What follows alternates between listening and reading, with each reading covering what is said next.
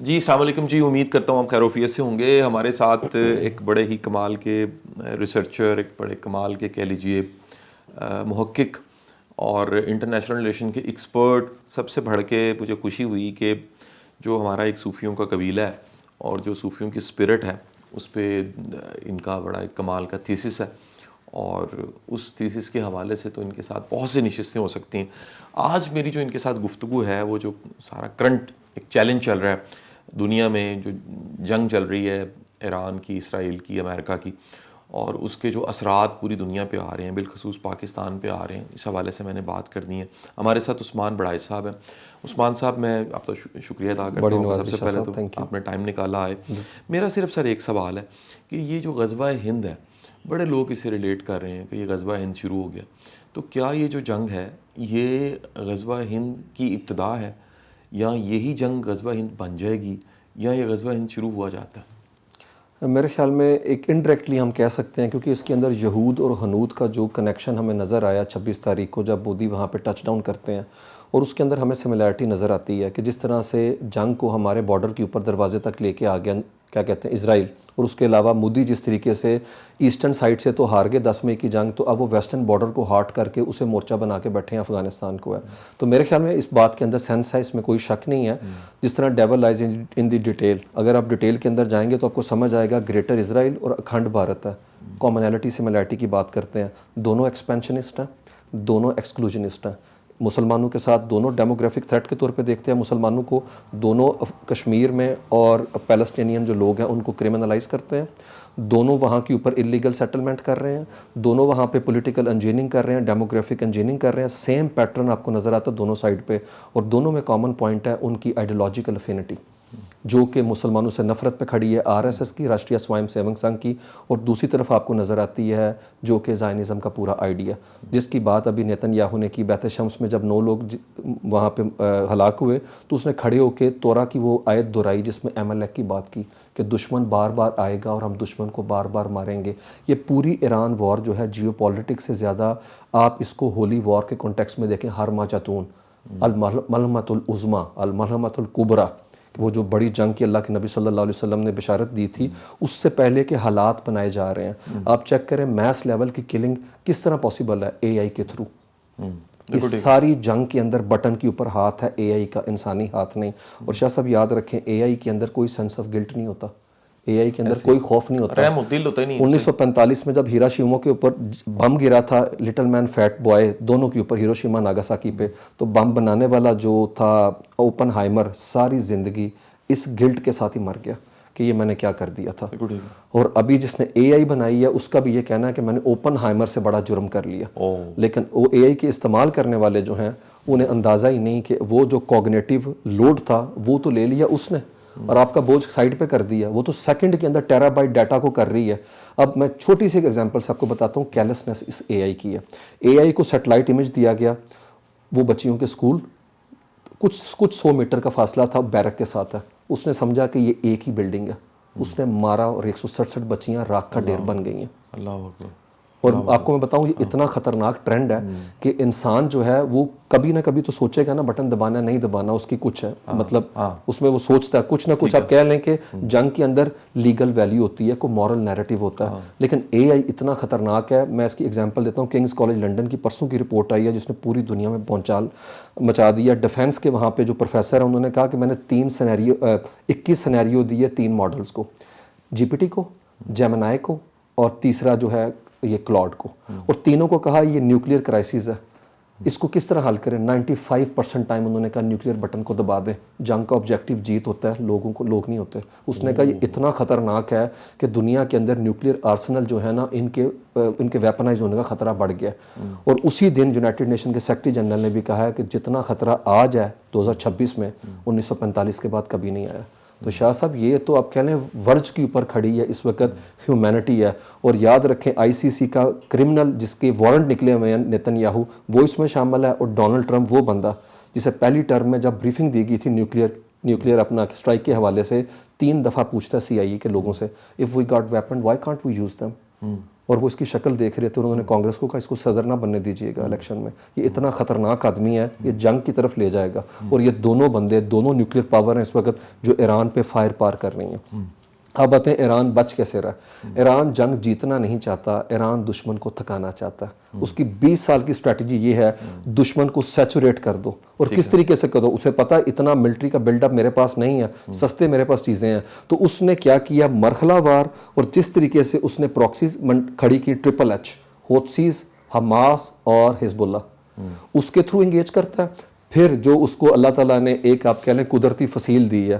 ایران وہ قلعہ ہے جس کے ارد گرد وہ دیواریں بنی ہوئی ہیں جسے کوئی توڑ نہیں سکتا. وہ 2026 میں بھی ہے اور وہ 2 صدیوں پہلے بھی تھی، 2000 سال سے ہے.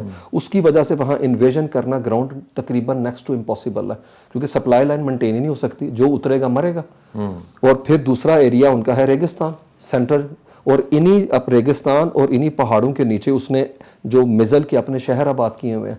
جتنے مرضی حملے کرنے، نیچے کیسے جاؤ گے؟ امریکہ افغانستان سے ذلیل ہو کے گیا کیونکہ وہ پہاڑی علاقے میں ٹرین میں وار لڑ ہی نہیں سکتے. اس کے لیے تو میدانی علاقے ہیں، وہ تو ہمیشہ ایکسکیوز دے دیں لیکن ایرانین کو نہیں دے سکتے ہیں.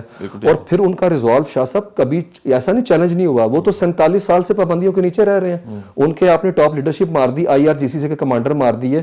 اور یہ جو کہہ رہے تھے 3 مہینے پہلے جو لوگ پروٹیسٹ کر رہے ہیں امریکی اسٹرائک کی وجہ سے، جو ایرانی قوم اپنی فوج کے سامنے کھڑی تھی اب وہ ایرانی فوج کے پیچھے کھڑی ہے.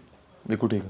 اور اس کی وجہ شاہ صاحب، اس کی وجہ کہ شاہ صاحب وہاں سے عام گارڈ سے لے کے آیت اللہ تک ایک فرقے کے ماننے والے ہیں، کوئی ڈویژن نہیں ہے. نیشنلزم کی بات کرتے ہیں. ایران کشور ماہ 6000 سال کی رچ سیولائزیشن ہے، وہاں کے اوپر ڈویژن نہیں آ سکتی. وہ کہتے ہیں وہ need to put our house in order first ہے، ہم خود کر لیں گے، لیکن کوئی انویڈر آ کے ہمیں نہیں بتا سکتا.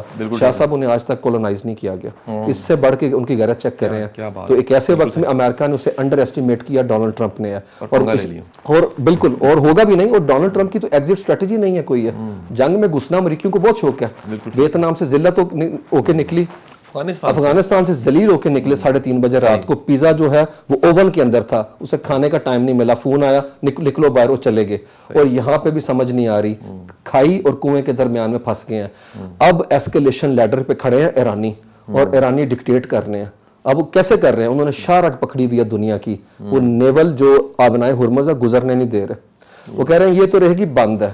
اب سب سے پہلے تو ہمارے پیسے پے کرو جو جنگ میں ہمارا خرچہ ہوا ہے اور جو نقصان ہوا ہے. دوسرا انہوں نے کہا ہے کہ ہمارا جو لیجیٹیمیٹ رائٹ ہے جو ہر ملک کا ہونا چاہیے سول نیوکلیئر ٹیکنالوجی ہے اس کا جائز حصول. اور تیسری چیز یہ ہے ہمیں فیوچر کی فرم گارنٹی چاہیے کہ یہ اسکیلیشن نہیں ہوگی. شاہ صاحب یہ وشیہ سائیکل ہے، وہ ہر صورت میں 6 مہینے بعد آ کے اٹیک کرے گا.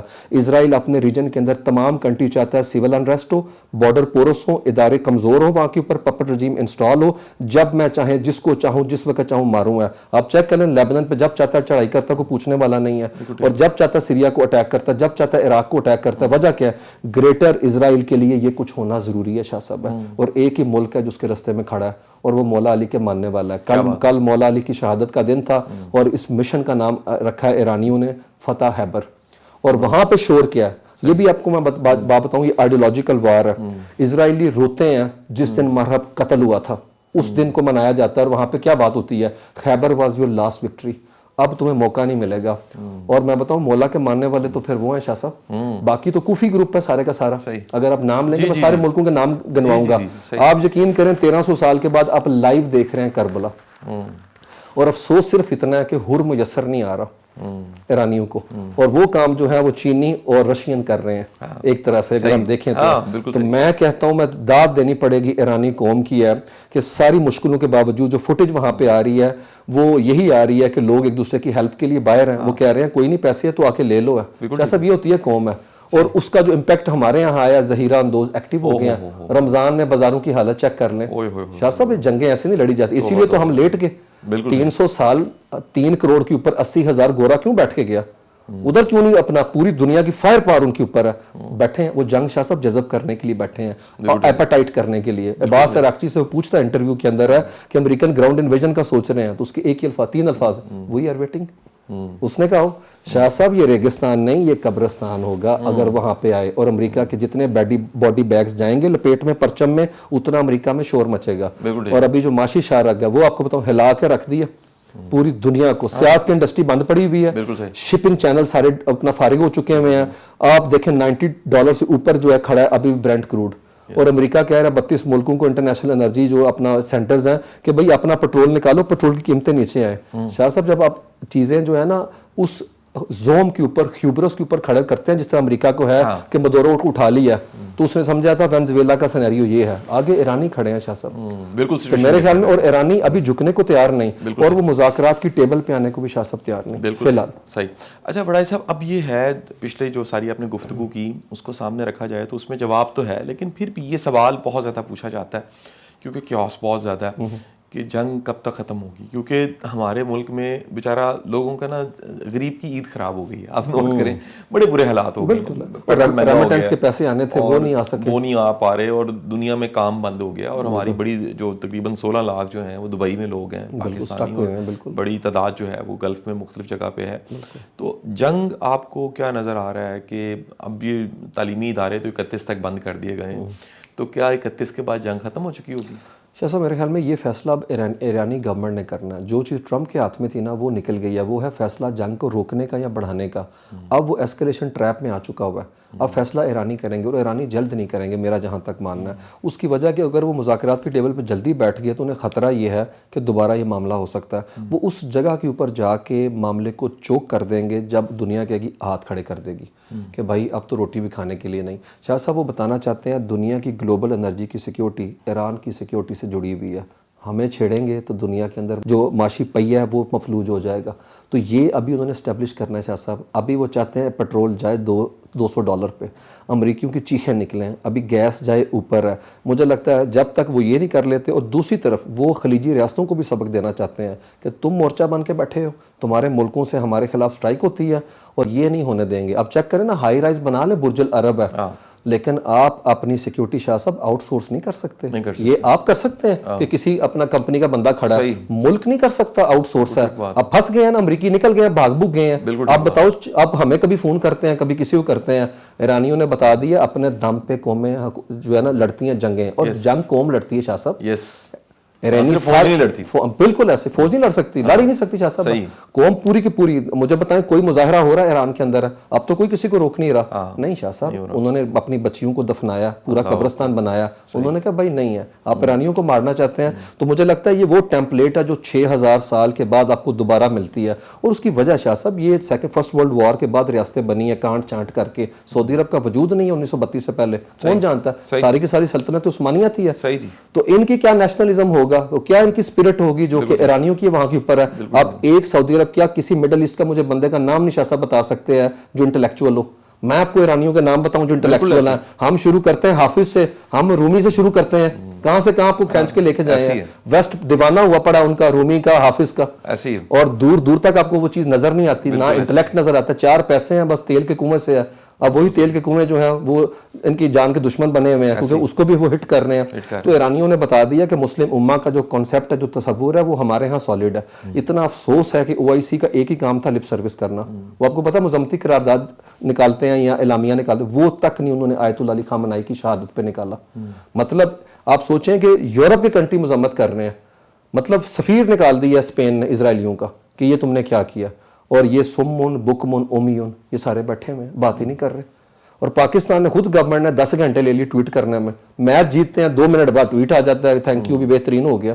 کتنا افسوس ہے. بالکل صحیح. تو میرے خیال میں لیٹس کال اے اسپیڈ ہے, اور ایٹ لیسٹ جو ہے نا کوفیوں سے اپنے آپ کو ڈسٹینس کریں, برادران یوسف نہیں بننا چاہیے. اچھا ایک سوال, تیسرا سوال اور یہ آخری سوال ہے. آپ اس ساری جنگ کے سینیریو کو جتنا آپ نے کھول کے سامنے رکھا ہے, اور اس وقت ٹاپ ٹرینڈ نیوز بھی یہی ہے, ہر وقت اپڈیٹ, گھنٹے بعد اپڈیٹ ہو رہا ہے کیا ہو رہا ہے. ہم پاکستانیوں کے لیے 30 کروڑ ہماری تقریباً عوام ہے, جو ریکارڈ ہے وہ 25-26 کروڑ بتایا جاتا ہے, 30 کروڑ تقریباً عوام ہے ہماری. اب ان کے سیکھنے کے لیے کیا ہے, یعنی قوم کو کیا سیکھنا چاہیے, ان ینگسٹرز کو کیا سیکھنا چاہیے جو 20 دن کی چھٹیاں ہو رہی ہیں, وہ خوشی منا رہے ہیں جی ہمارے یونیورسٹی بند ہو گئی, کالج بند ہو گئے, اسکول بند ہو گئے ہیں, اور گھر بیٹھے ہوئے ہیں اور ریلیں دیکھ رہے ہیں, ٹائم گزار رہے ہیں. ان کے سیکھنے کے لیے کیا؟ ان کے سیکھنے کے لیے سب سے پہلی بات ہے کہ اس ہلوسینیشن سے, اس ڈیلوژن سے باہر آ جائیں, جو کہ سارا کچھ جو ہے ہمیں نظر آتا ہے موبائل کی اسکرین کے اوپر ہے. پریکٹیکل دنیا دیکھیں ارد گرد کیا ہو رہی ہے.